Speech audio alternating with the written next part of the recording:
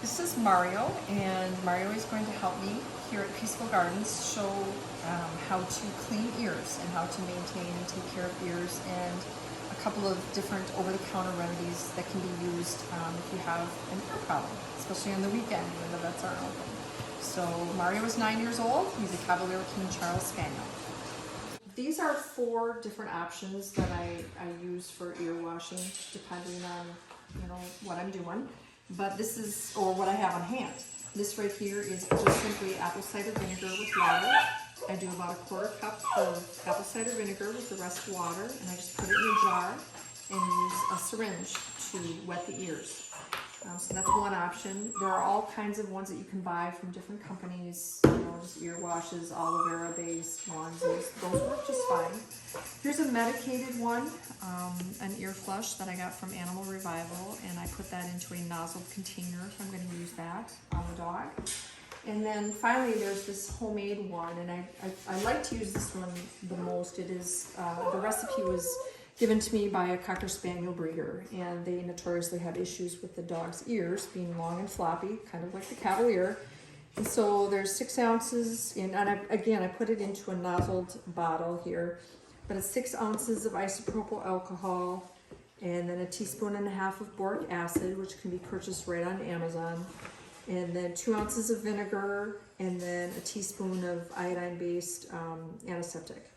And I just put that into this container, and then I shake it up, and if the boric acid kind of settles out, I just shake it up before I use it.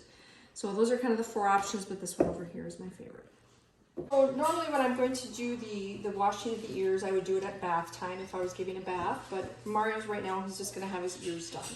So the first thing I'm going to do is have my items available to me. So I'm going to have my ear wash, and some Q-tips, and some cotton balls, and maybe some gauze, or even a small piece of makeup remover pad works as well. So with him, what I'm going to do is just kind of open up the ear here, and then I will use just the Q-tip, and I just only use the Q-tip straight down in the ear, and I might just twist and see if I come up with anything on the Q-tip.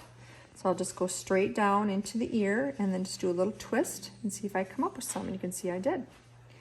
So I'll do that to both ears and kind of come up with my first amount of stuff. The second step to washing the ear is getting them wet. So I'm going to use the cleaner. I'm just going to put some in there, and then I'm going to take the base of his ear, and I'm just going to squish it. Okay, and kind of let him enjoy that. Sometimes they really like that. And then I'm going to take a piece of cotton and stick it in there and kind of twist it, and then see what I can come up with for cleaning his ear, like that. So you can use, 1 or 2 pieces of cotton. This first step is kind of just getting the ear wet, mostly, getting some surfacey stuff off. And then I would wet it again, so I'm going to use the ear wash again, second time. Second time really gets stuff loosened up. So again, I'm just going to wetten it. And I'm going to go ahead and just work at the base of his ear. And now this time I'm going to use a piece of gauze. You could use the cotton again if you wanted to, but I'm just going to show you using a piece of gauze. And so I'm just going to use my smallest finger, which is my pinky finger, and I'm going to stick my finger into his ear, and I'm going to twist, and then I can come up with anything on the gauze there that might need to be cleaned out. And then the third time, thank you, Mario. And then the third time, I'm going to wet his ear again.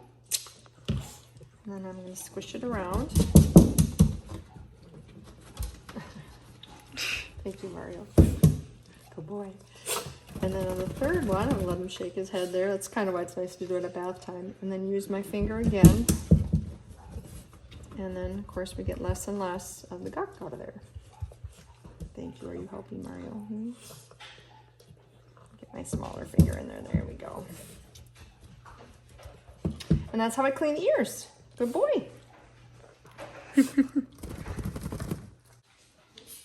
Many times when you have an ear problem, of course, it's on the weekend and the vets aren't open. So there's a couple of things that you can try at home.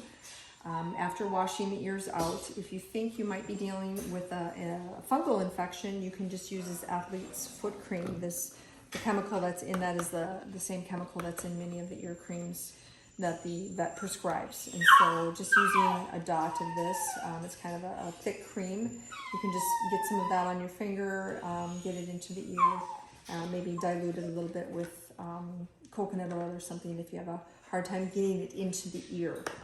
The second thing, if you have this on hand for heartworm, this is a sheep ivermectin 0.08% ivermectin, and you can use a couple of drops of this in each ear if you think you have ear mites.